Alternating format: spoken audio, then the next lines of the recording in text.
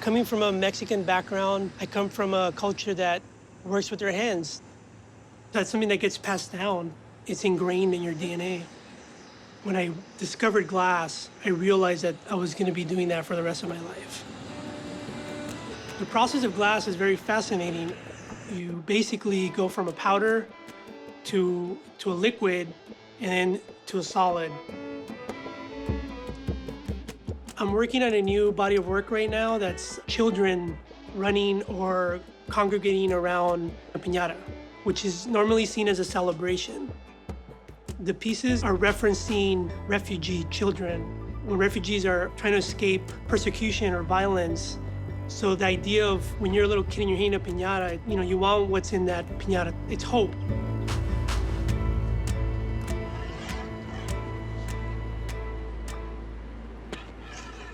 I usually work on parts. So I'll make a head, I'll make the arms, I'll make the shirt, I'll make the pants and shoes, and then we attach them hot.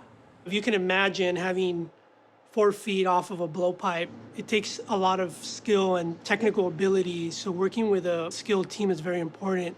Let me give you a little air, please. Kind of hard. It also requires a very well-equipped glass studio. And Corning is one of the shops in this country where you can go and make something incredible. Flip. We have the capability in the studio here for artists to make big work, to really push the boundaries of what they would typically do.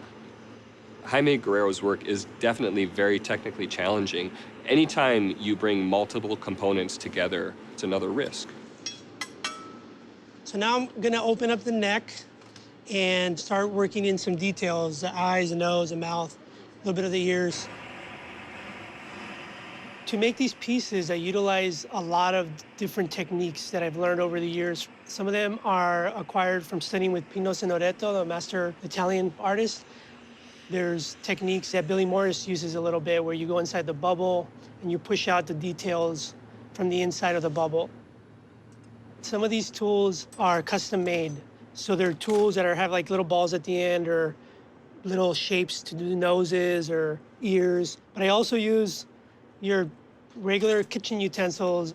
There's some knives that I found that have really nice shapes on the backs that I could shape little areas of the face with.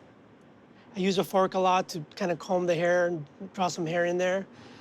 So it's pretty much whatever you need to do to be able to get the effect you want. Corning isn't right around the corner from everywhere, especially from Los Angeles. So it's great when Jaime comes out here to work with us, recognizing the capability of the shop and the team. Being from California, some of the guys were making fun of me because we were supposed to have a blizzard. And I asked, what exactly is a blizzard?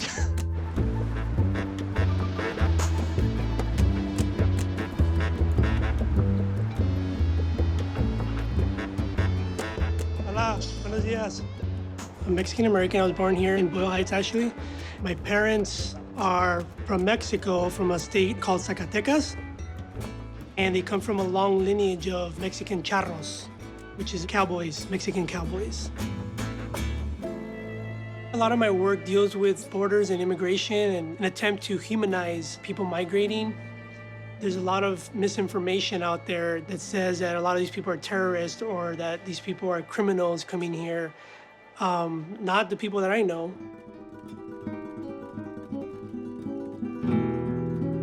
The farm worker expresses an immigrant that came to this country to find work, but he becomes criminalized. So in his arms, there are words that say ni aquí ni allá, which means neither here nor there. I feel that these people have come here to find an honest living and to work hard, and they're being looked down upon. It's an important piece for me because my parents were immigrants. They came to this country to work and find a livelihood and create an honest living for themselves. We hear a lot about the Boyle Heights Renaissance, but the creative energy has been here all along. And a lot of the history does involve people with working class sympathies. But the politics was always married, in my mind, to something creative, either mural painting or community theater or poetry of liberation. One of the first sculptures that I saw that Jaime made was a pair of combat boots.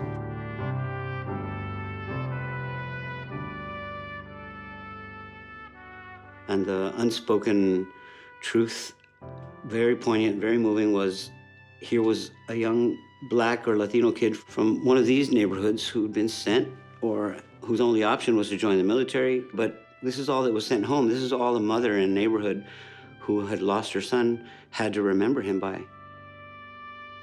I don't think I'd ever looked at anything made by hand that moved me as close to tears as those empty, unlaced combat boots made out of glass. And that's an emotional depth that moves Jaime Guerrero's work from craft to fine art. Yeah. Okay, come out. Keep it turning. Go back to the bench. Just keep it turning. When you sit down, your right hand is off the rail every time. I don't want to see it over here or over here, because it's going to be really easy for you to burn yourself from there, okay? No, keep your hand on it. Glass blowing is a very expensive medium to work with, so it's not accessible to everyone, and there's very few people of color working in glass. So I have made it a personal duty to share this resource with underserved communities. Normally, these things are not in the plan for us. It's either sports or it's music. That's our only two options where we live. So to have this in my life is like a blessing. It makes me wonder the level where I can push myself to if I just stick with it. He's saying, well, go ahead and sit down. The lessons of working with glass are lessons that are important for youth that have very little resources, like working as a team, working together, and building confidence. These are things that are highly valuable for a 12 to 14-year-old in an underserved community that sees violence every day. Good, that's it. Hold on to the pipe, don't burn yourself.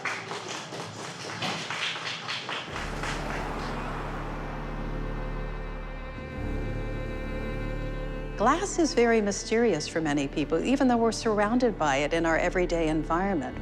When you pick up a juice glass to drink your orange juice in the morning, you don't necessarily think about how it was shaped the way it was.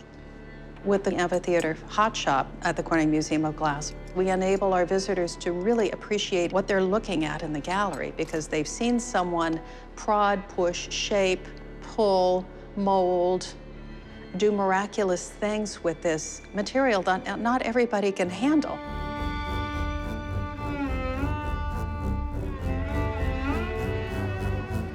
It's a lot of pre-planning in my mind how these parts are going to go together, because that's very important. So now we're preparing for the shirt to put on the, actually it's a sweater that we're going to put on, and then head, then hands, then hair. So that's the order.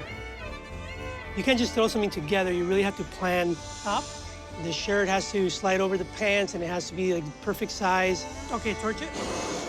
The wrist has to be this big to be able to slide into the sleeve.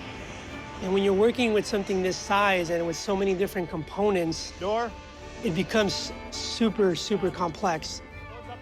So when you connect all the components, the timing of your team and the timing of the heating has to be precise.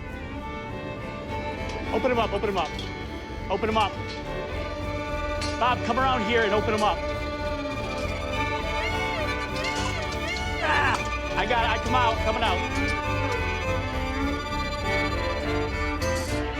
Yep.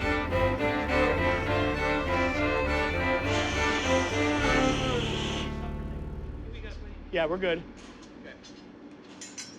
That was a good long flash. Whew.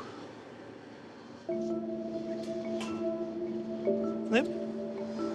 What makes Jaime Guerrero's work unique is the way that he's using sculptural glass to talk about issues of race and identity and politics.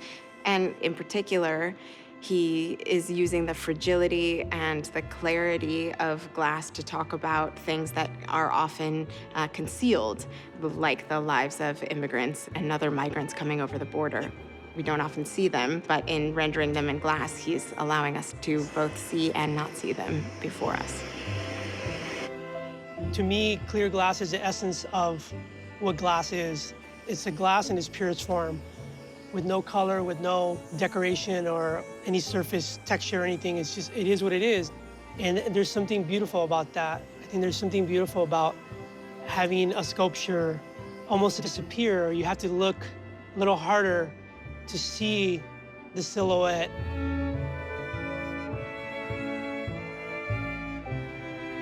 These are works that speak to people on a number of different levels, both emotionally and intellectually. And we're living in a very turbulent time right now, and we are seeing a lot of art being produced as a result of that. Process is very important, the idea is very important, but also putting it into a social context. I think it's important for artists to talk about the things that other people aren't talking about, to address issues that are not being addressed. And really, I think there's a lot to be said.